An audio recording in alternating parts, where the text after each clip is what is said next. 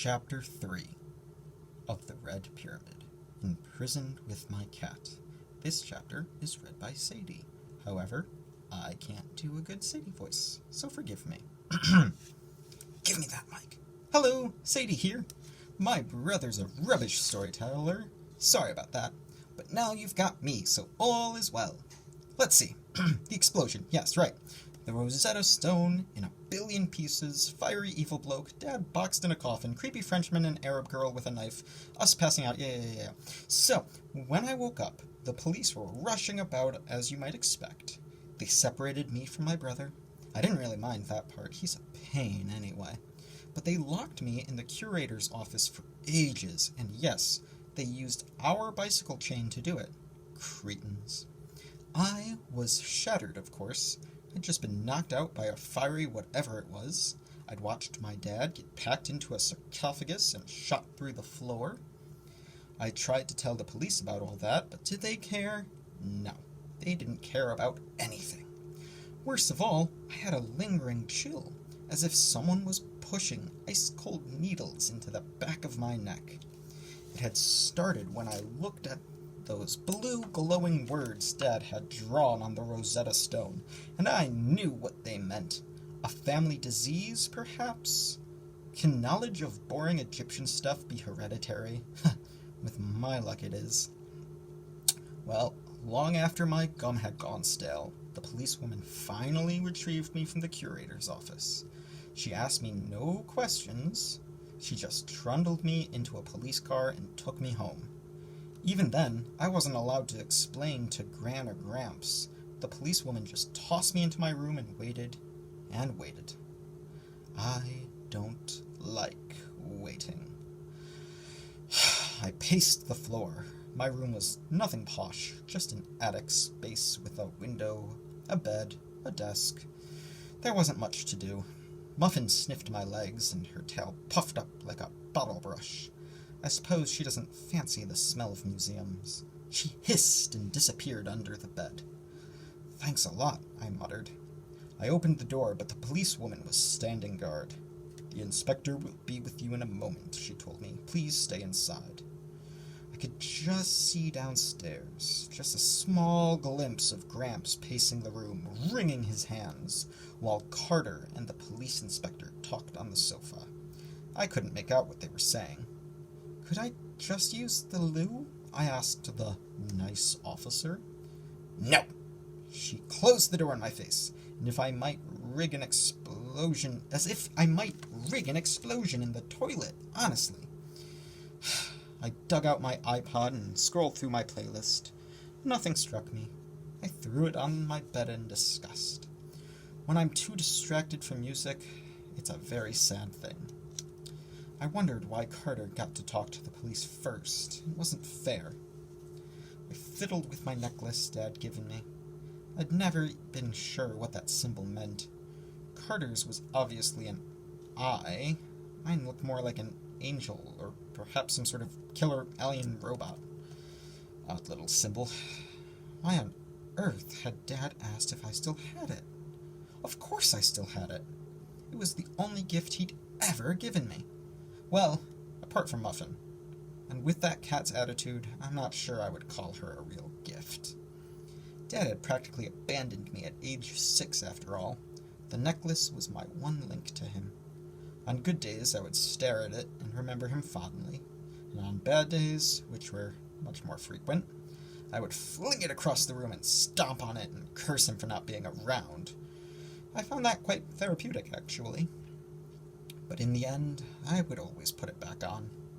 At any rate, during the weirdness at the museum, and I'm not making this up, the necklace got hotter.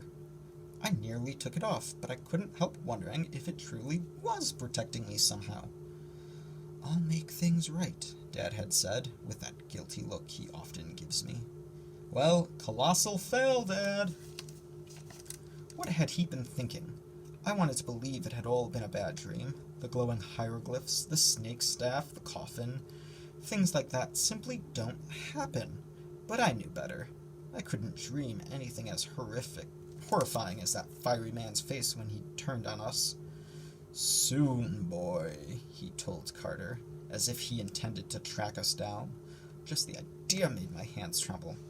I also couldn't help wondering about our stop at Cleopatra's Needle. How Dad insisted on seeing it, as if he were stealing his courage, as if what he did at the British Museum had something to do with my mum. My eyes wandered across the room and fixed on my desk. No, I thought. Not gonna do it. But I walked over and I opened the drawer. I shoved aside a few old magazines, my stash of sweets, a stack of math homework I had forgotten to hand in, and a few pictures of me and my mates, Liz and Emma, trying on ridiculous hats at Camden Market. And there, at the bottom of it all, was my picture of Mum. Gran and Gramps have loads of pictures. They keep a shrine to Ruby in the hall cupboard. Mum's childhood artwork, her O-level results, the graduation picture from university, her favorite jewelry. It's all quite mental. I was determined not to be like them, living in the past. I barely remember Mum, after all, and nothing could change the fact that she was dead. But I did keep the one picture. It was Mum and me at our house in Los Angeles. It was just after I was born. She stood out on the balcony, the Pacific Ocean behind her, holding up a wrinkled, pudgy lump of baby that would grow up to be me. Baby me was not much to look at, but Mum was gorgeous, even in shorts and a tattered t-shirt. Her eyes a deep blue, her hair blonde and clipped back. Her skin was perfect, quite depressing compared to mine. People always say I look like her, but I couldn't even get the spot off my chin, much less look so mature and beautiful. Stop smiling, Carter. The photo fascinated me because I hardly remembered our lives together. But the main reason I'd kept the photo was because of the symbol on Mum's shirt. It was like one of those little cross symbols. I think they call it an ankh. Well, my dead mother, wearing the symbol for life. Nothing could have been sadder. But she smiled at the camera as if she knew a secret. As if my dad and she were sharing a private joke. Something tugged at the back of my mind. That stocky man in the trench coat who'd been arguing with Dad across the street, he'd said something about the per ankh. Had he meant ankh, as in the symbol of life? And if so, what was a per? I suppose he didn't mean pear, as in the fruit. I had an eerie feeling that if I saw the words per ankh written in hieroglyphs, I would know what they meant. I put down the picture of Mom. I picked up a pencil and turned over one of the old homework papers. I wondered what would happen if I tried drawing the words per ankh. Would the right design just occur to me? As I touched the pencil to paper, my bedroom door burst open. Miss Kane! I whirled about and dropped the pencil. A police inspector, frowning in the doorway, stood looking at me.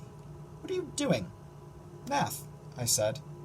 My ceiling was quite low, so the inspector had to stoop to come in. He wore a lint-colored suit and matched his gray hair and ashen face. Now then, Sadie, I'm Chief Inspector Williams. Let's have a chat, shall we? Please, sit down. I didn't sit, but neither did he, which must have annoyed him. It's hard to look in charge when you're hunched over like Quasimodo. Tell me everything, please, he said, from the time your father came around to come get you. I already told the police at the museum. Again, if you don't mind. Well, so I told him everything. Why not? His left eyebrow crept higher and higher as I told him the strange bits like glowing letters and the serpent staff. Well, Sadie, Inspector Williams said, you've got quite an imagination. I'm not lying, Inspector, and I think your eyebrow is trying to escape. He tried to look at his own eyebrows and scowled. Now, Sadie, I'm sure this is very hard on you. I understand you want to protect your father's reputation, but he's gone now. You mean through the floor in the coffin? I insisted. He's not dead. Inspector Williams spread his hands. Sadie, I'm very sorry, but we must find out why he did this act of what? I interrupted. He cleared his throat uncomfortably. Well, your father destroyed priceless artifacts and apparently killed himself in the process. We'd very much like to know why. I stared at him. Are you saying my father's a terrorist? Are you mad? We've made calls to some of your father's associates. I understand his behavior has become quite erratic since your mother's death. He'd become withdrawn, obsessive in his studies, spending more and more time in Egypt. He's an Egyptologist! Of course he would spend more time in Egypt! What is it with you and all these stupid questions? I shouted. Sadie, he said, and I could hear in his voice that he was resisting the urge to strangle me. Strangely, I get this a lot from adults. There are extremist groups in Egypt that object to Egyptian artifacts being kept in other countries' museums. These people might have approached your father. Perhaps in his state, your father became an easy target for them. If you've heard him mention any names... I stormed past him to the window. I was so angry I could hardly think. I refused to believe Dad was dead. No. And a terrorist? Please! Why did adults have to be so thick? They always say, tell the truth, and when you do, they don't believe you. So what's the point? I just stared down at the dark street. Suddenly, that cold, tingly feeling got worse than ever. I focused on the dead tree where I'd met Dad earlier. Standing there now, in the dim light of the street lamps, looking up at me, was the pudgy bloke in the black trench coat and the round glasses and fedora. That man Dad called Amos. I suppose I should have felt threatened by an odd man staring up at me in the dark night, but his expression was full of concern. He looked so familiar. It was driving me mad that I couldn't remember why. Behind me, the inspector cleared his throat. Sadie, no one blames you for the attack on the museum. We understand you were dragged in there against your will. I turned from the window. Against my will? I was chained in the curator's office. No, I chained the curator in his office. The inspector's eyebrows started to creep up again. Be that as it may, surely you didn't understand what your father meant to do. Possibly your brother was involved? I snorted. Carter, please. So you are determined to protect him as well? You consider him a proper brother, do you? I couldn't believe it. I wanted to smack his face. What's that supposed to mean? Because he doesn't look like me? The inspector blinked. I only meant... I know what you meant. Of course he's my brother. Inspector Williams held up his hands apologetically, but I was still seething. As much as Carter annoyed me, I hated it when people assumed we weren't related, or looked at my father askance when he said the three of us were family, like we'd done something wrong. Stupid Dr. Martin at the museum. Stupid Inspector Williams. It happened every time Dad, Carter, and I were together. Every bloody time. I'm sorry, Sadie, the inspector said. I only want to make sure we separate the innocent from the guilty. It will go much easier for everyone if you just cooperate. Any information, anything your father said, people he might have mentioned. Amos, I blurted out, just to see his reaction. I met a man named Amos. Inspector Williams sighed. Sadie, he couldn't have done... Surely you know that. We spoke to Amos not an hour ago on the phone from his home in New York.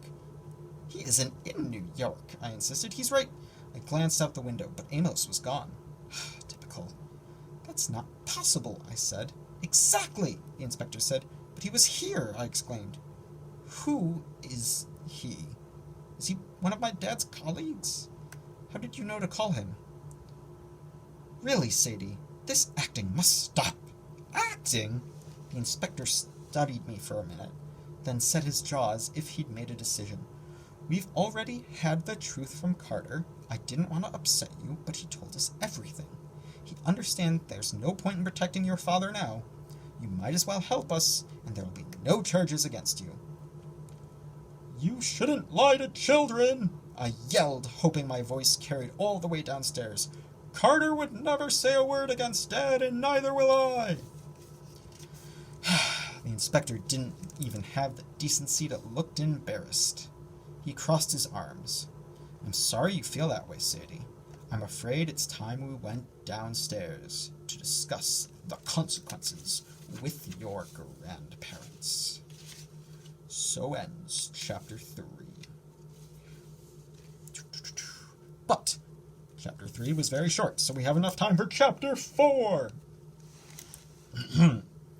This is another Sadie chapter. Chapter 4. Kidnapped by a not-so-stranger. I just love family meetings. Very cozy, with the Christmas garlands round the fireplace and a nice pot of tea and a detective from Scotland Yard ready to arrest you. Carter slumped on the sofa, cradling Dad's work bag. I wonder why the police let him keep it. It should have been evidence or something, but the inspector didn't notice it at all. Carter looked awful. I mean, even worse than usual. Honestly, the boy had never been in a proper school, and he dressed like a junior professor, with his khaki trousers and button-down shirt and loafers. He's not bad looking, I suppose. He's reasonably tall and fit, and his hair isn't hopeless.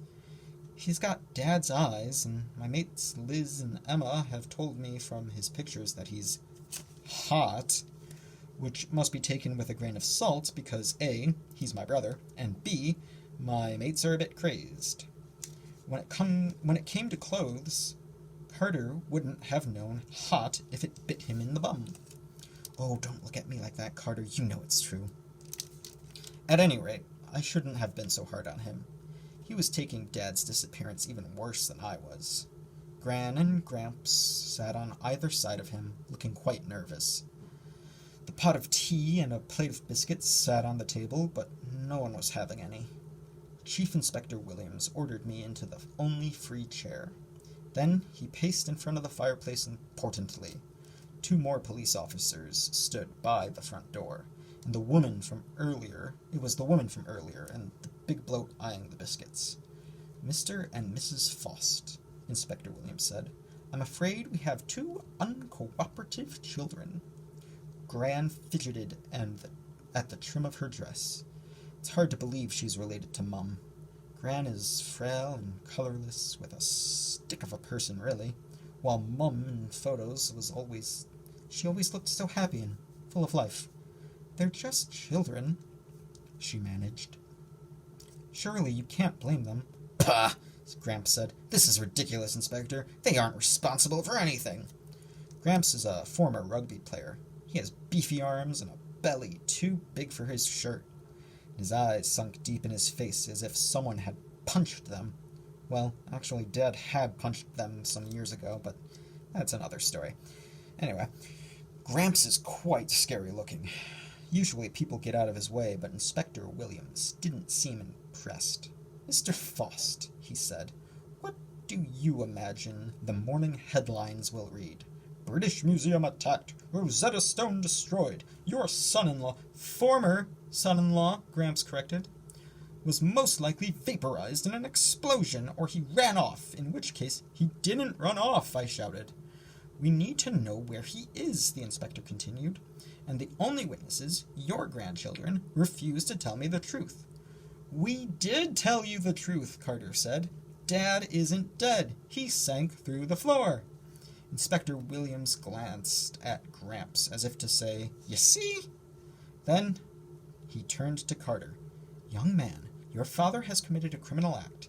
He's left you behind to deal with the consequences. That's not true, I snapped, my voice trembling with rage. I couldn't believe Dad would intentionally leave us at the mercy of the police. Of course. But the idea of him abandoning me, well, as I might have mentioned, that's a bit of a sore point. Dear, please, Gran told me. The inspector is only doing his job. badly, I said. Let's all have some tea, Gran suggested.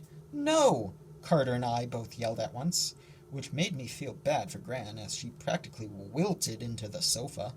We can charge you, the inspector warned, turning on me. We can and we will. He froze, then blinked several times as if he'd forgotten what he was doing. Gramps frowned. Inspector? Yes? Chief Inspector murmured dreamily. He reached in his pocket and took out a little blue booklet. It was an American passport. He threw it on Carter's lap. You're being deported, the inspector announced. You are to leave this country within 24 hours. If we need to question you further, you'll be contacted through the FBI. Carter's mouth fell open. He looked at me, and I knew I wasn't imagining how odd this was. The inspector had completely changed directions. He'd been about to arrest us, I was sure of it. And then out of the blue, he was deporting Carter? Then the other officer looked confused. Sir, said the policewoman, are you sure? Quiet, Lindley. The two of you may go. The cops hesitated until Williams made a shooing motion with his hands, and then they left, closing the door behind them. Hold on, Carter said. My father's disappeared, and you want me to just leave the country? Your father is either dead or a fugitive, the inspector said. Deportation is the kindest option. It's already been arranged. With whom? Gramps demanded. Who authorized this? With, the inspector got that funny blank look again. Proper authorities. Believe me. Carter looked too devastated to speak, but before I could feel sorry for him, Inspector Williams turned to me. You too, miss. You might have well hit me with a sledgehammer. You're deporting me? I live here. You're an American citizen, and under the circumstances, it's best that you return home. I just stared at him. I couldn't remember any home except this house. My mates at school, my room, everything I knew was here. Where am I supposed to go? Inspector, Gran said, her voice trembling. This isn't fair. I can't believe... I'll give you some time to say goodbye, the inspector interrupted. Then he frowned, as if baffled by his own actions. I must be going. Well, this made no sense, and the inspector seemed to realize it too, but he just walked out of the front door anyway. When he opened it, I almost jumped out of my chair, because the man in black, Amos, that's it, Amos was just standing there. He'd lost his trench coat and hat somewhere along the lines, but he was still wearing that same pinstripe suit and those dark round glasses. His braided hair glittered with gold beads. I thought the inspector would say something or express surprise, but he didn't even acknowledge Amos. He walked right past him and into the night. Amos came inside and closed the door. Gran and Gramps stood up. You, Gramps growled. I should have known. If I was younger, I would beat you into a pulp. Hello, Mr. Faust, Amos said. He looked at Carter and me as if we were some problem to be solved. It's time we had a chat. Amos made himself right at home. He flopped onto the sofa and poured himself out some tea. He munched on a biscuit, which was quite dangerous because Gran's biscuits are just horrible. I thought Gramps' head would explode. His face went bright red. He came up behind Amos and raised his hand as if he were about to smack him. But Amos kept munching on his biscuit. Please, sit down, he told us. And we all sat. It was the strangest thing. As if we'd been waiting for his orders. Even Gramps dropped his hand and moved round to the sofa. He sat next to Amos with a disgusted sigh. Amos sipped his tea and regarded me with some displeasure. That wasn't fair, I thought. I didn't look that bad, considering what we'd been through. Then he looked at Carter and grunted. Terrible timing, he muttered. There's no other way. They'll have to come with me. Excuse me? I said. I'm not going anywhere with some strange man with biscuit on his face. He did, in fact, have biscuit crumbs on his face, but he apparently didn't care, as he didn't bother to check. I'm not a stranger, Sadie. Don't you remember me? It was creepy hearing him talk to me in such a familiar way. I felt I should know him. I looked at Carter, but he seemed just as mystified as I was. No, Amos, Gran said, trembling. You can't take Sadie. We had an agreement. Julius broke that agreement tonight, Amos said. You know you can't care for Sadie anymore, not after what's happened. There are only chances to come with me. Why should we go anywhere with you? Carter asked. You almost got in a fight with Dad. Amos looked at the work bag in Carter's lap. I see you kept your father's bag. That's good. You'll need it. As for getting into fights, Julius and I did that quite a lot. If you didn't notice, Carter, I was trying to stop him from doing this. If he'd listened to me, we wouldn't be in this situation. I had no idea what he was on about, but Gramps apparently understood. You and your superstitions, he said. I told you we want none of it. Amos pointed to the back patio. Through the glass doors, you could see the lights shining on the Thames. It was quite a nice view at night, when you couldn't notice how run down some of the buildings were. Superstition, is it? And yet you found a place to live on the east bank of the river? Gramps turned even redder. That was Ruby's idea. Thought it would protect us. But she was wrong about many things, wasn't she? She trusted Julius and you for one. Amos looked unfazed. He smelled interesting, like old-timey spices, copal and amber, like an incense shop in a Covent Garden. He finished his tea and looked straight at Gran. Mrs. Faust, you know what's begun. The police are the least of your worries. Gran swallowed. You changed that inspector's mind, didn't you? You made him deport Sadie. It was that or see your children arrested, Amos said. Hang on, I said. You changed the inspector's mind? How? Amos shrugged. Oh, it's not permanent. In fact, we should get to New York in the next hour or so before Inspector Williams begins to wonder why he deported you. Carter laughed incredulously. You can't get to New York from London in an hour. Not even the fastest plane. No, you're right, Amos agreed. Not a plane. He turned back to Gran as if everything had been settled. Mrs. Faust, Carter and Sadie have only one safe option. You know that. They'll come with me to my mansion in Brooklyn. I can protect them there. You've got a mansion? Carter said. In Brooklyn? Amos gave him an amused smile. The family mansion. You'll be safe there. But our dad... Your dad is beyond our help now. For now, Amos said softly. I'm sorry, Carter. I'll explain later, but Julius would want you to be safe. For that, we must move quickly. I'm afraid I'm all you've got. That was a bit harsh, I thought. Carter glanced at Gran and Gramps. Then he nodded glumly. He knew that they didn't want him around. He'd always reminded him of Dad. And yes, it was a stupid reason not to take your grandson. But there you are. Well, Carter can do what he wants, I said, but I live here, and I'm not going off with some stranger, am I? I looked at Gran for support, but she just was staring at the lace doilies on the table as if they were suddenly quite interesting for some reason. Gramps, surely, but he wouldn't even meet my eyes. He turned to Amos. You can get them out of the country? Hang on, I protested. Amos stood and wiped the crumbs off his jacket. He walked to the patio doors and stared out the river. The police will be back soon. Tell them anything you like. They won't find us. You're going to kidnap us? I asked, stunned. I looked at Carter. Do you believe this? Carter shouldered the work bag. Then he stood like he was ready to go. Possibly he just wanted to be out of Gran and Gramps' flat. How do you plan to get to New York in an hour? He asked Amos. You said not a plane. No, Amos agreed. He put his finger to the window and traced something in the condensation. It was another bloody hieroglyph. A boat, I said, then realized I'd translated it out loud, which I wasn't supposed to be able to do. Amos peered at me over the top of his round glasses. How did you... I mean, that last bit looks like a boat, I blurted out.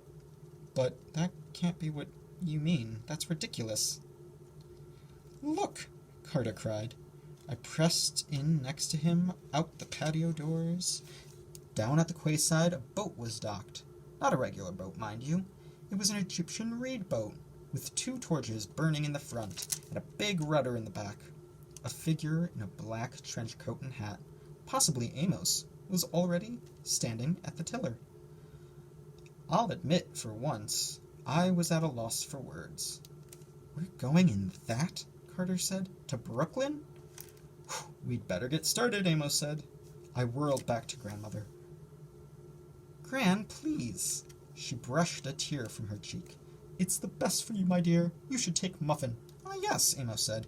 "We can't forget the cat." He turned towards the stair, and as if on cue, Muffin raced down in a leopard-spotted streak and leapt into my arms. And she never does that. "Who are you?" I asked Amos. It was clear I was running out of options, but at least I wanted answers. We can't just go off with some stranger. "I'm not a stranger," Amos smiled at me. "I'm family." And suddenly I remembered his face smiling down at me, saying, "Happy birthday." It was a very distant memory. I'd almost forgotten. "Uncle Amos?" I asked hazily. "That's right, Sadie. I'm Julius's brother. Now come along. We've got a long way to go." That concludes Chapter 4. Tune in next week for Chapter 5.